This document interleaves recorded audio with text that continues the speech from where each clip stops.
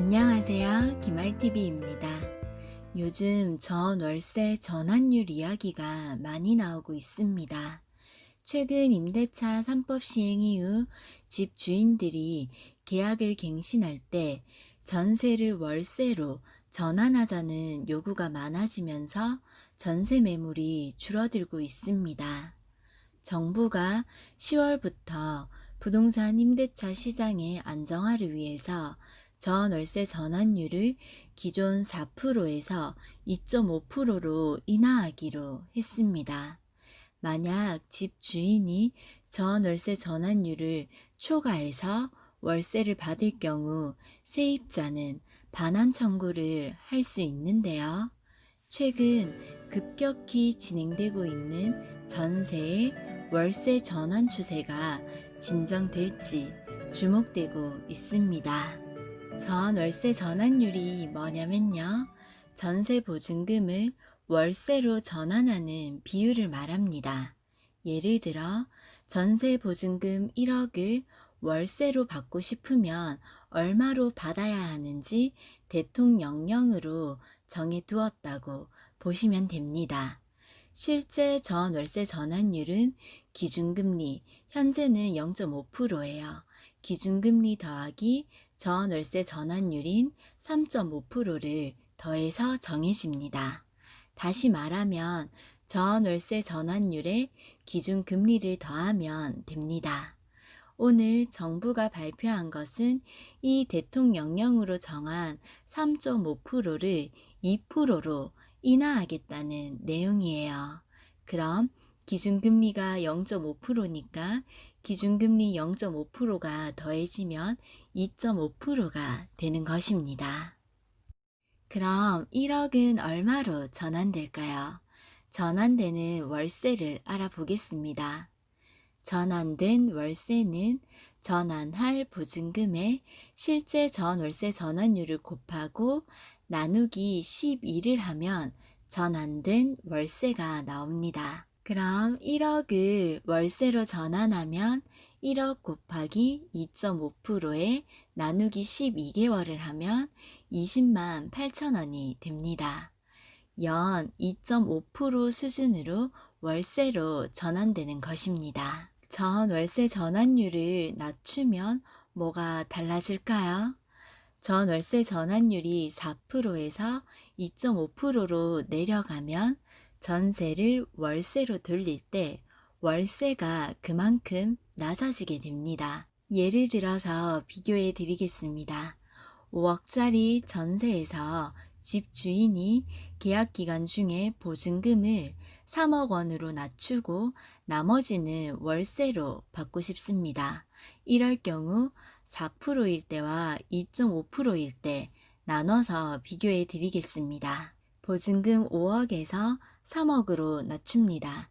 그러면 그 차액인 2억 원이 월세로 전환되는데요.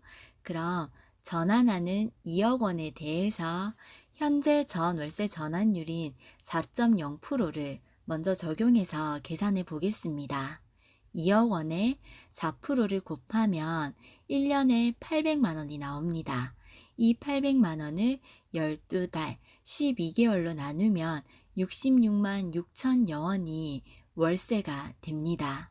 이번에는 인하되는 새로운 전월세 전환율인 2.5%를 적용해서 계산해 보겠습니다. 2억 원에 2.5%를 곱하고 나누기 12개월을 하면 41만 6천여 원이 됩니다. 자, 그러면 66만 6천 원, 41만 6천 원, 즉 월세가 25만 원이 더 내려가는 셈입니다. 이에 따라서 집 주인들이 전세를 월세로 바꾸게 하는 요인이 약해질 수밖에 없습니다.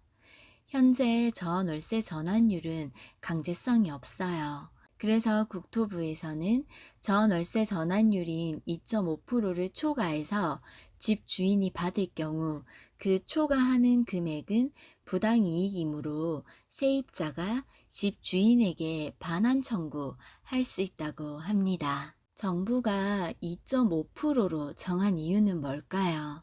정부는 임차인의 전세 대출 금리, 임대인의 투자 상품 수익률, 주택담보대출 금리 등 양측의 기회 비용을 모두 고려한 결과 2.5%가 적당하다고 판단했다고 합니다. 2020년 6월 기준으로 전세대출 금리는 2.26%, 주택담보대출 금리는 2.49%인데요. 임차인이 전세 자금 대출 받는 수준으로 맞춘 것이라고 합니다. 전세 자금 대출 받는 수준으로 해야 어차피 매달 나가는 대출 이자 대신 월세를 내면 되는 것이니 임차인의 손해가 줄어든다. 이런 논리를 생각했는 것 같습니다. 그런데 전세든 월세든 임대인, 임차인, 쌍방의 사적인 계약입니다. 정부가 개입해서 가격을 통제한다면 결국 임대인은 임대 놓기가 꺼려질 것이고 임차인은 전세든 월세든 크게 다를 게 없어집니다.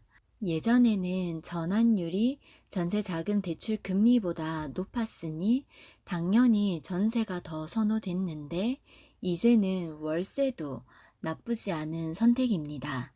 결국 임대 수요는 줄어들고 임차 수요는 증가되니 가격은 어떻게 될까요? 그래서 가격 오르는 것을 막기 위해 정부에서 가격도 다시 정해준다고 합니다.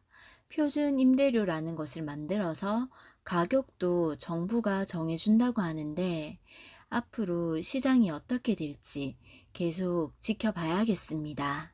최근 임대차 3법 시행 이후로 집주인들이 계약갱신 시 전세를 월세로 전환하자는 요구가 많아지고 있습니다. 그럼 집주인들은 왜 월세로 돌리려고 할까요? 계속 바뀐 규제 정책 때문에 임대인들의 각종 비용들이 증가해서 월세를 선호하게 됐습니다. 이때 각종 비용 증가에는 어떤 것들이 있냐면요. 첫째, 보유세가 증가했습니다. 둘째, 재산세도 늘었고 종합부동산세도 대폭 늘었습니다. 셋째, 간주 임대료의 문제도 있는데요. 간주 임대료가 뭔지 쉽게 설명해 드리면 전세는 매달 월세처럼 돈이 들어오는 게 아니에요. 목돈을 받고 끝나는데요. 그래서 받은 전세금을 은행에 넣으면 이자가 발생하잖아요. 이때 발생하는 이자를 소득으로 보는 겁니다. 그래서 이렇게 발생한 소득에 대해서 과세를 매기는 겁니다. 이게 간주임대료예요. 그럼 주인들이 전세를 놓으면 간주임대료도 발생하네요.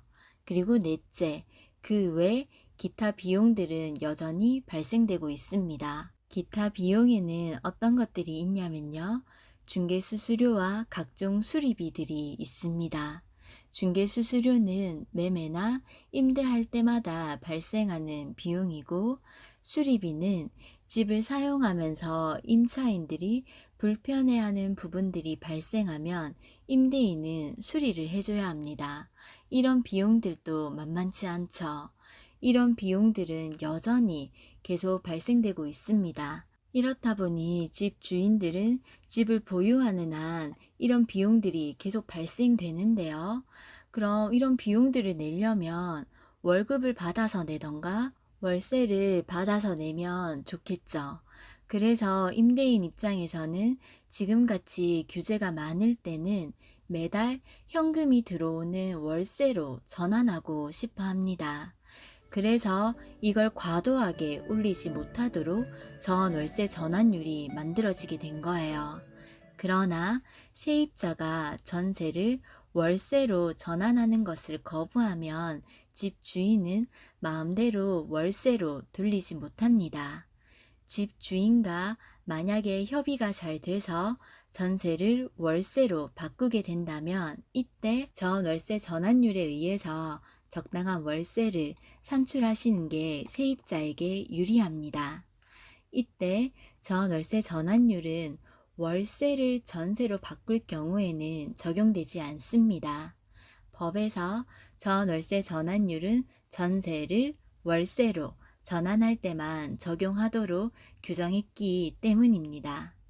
그럼 월세를 전세로 바꿀 때는 시장 전환율을 참고하시면 됩니다. 시장 전환율을 참고하셔서 집주인과 세입자 간 협의를 잘 하시면 됩니다. 시장 전환율이란 시장에서 통용되는 전환율로 한국감정원이 전월세 전환율이라는 똑같은 이름으로 매달 발표하고 있습니다. 전문가들은 전월세 전환율 인하가 월세 시장 안정에 기여할 것이라고 전망하던데요. 하지만 전월세 전환율 규정이 강제력이 부족하기 때문에 시장에서 잘 이행되지 않는 현실을 잘 감안해야 된다고 생각합니다. 전월세 전환율은 권고사항인 만큼 집주인들이 안 지켜도 된다고 생각할 수 있습니다. 이렇게 되면 상징적인 조치로 그칠 수 있습니다. 이 지침이 세입자 보호라는 역할을 잘 하기 위해서는 적당한 관리가 필요해 보입니다. 오늘은 전월세 전환율에 대해서 알아봤습니다. 오늘 영상이 도움이 되었으면 좋겠습니다. 가시기 전에 구독과 좋아요 부탁드려요.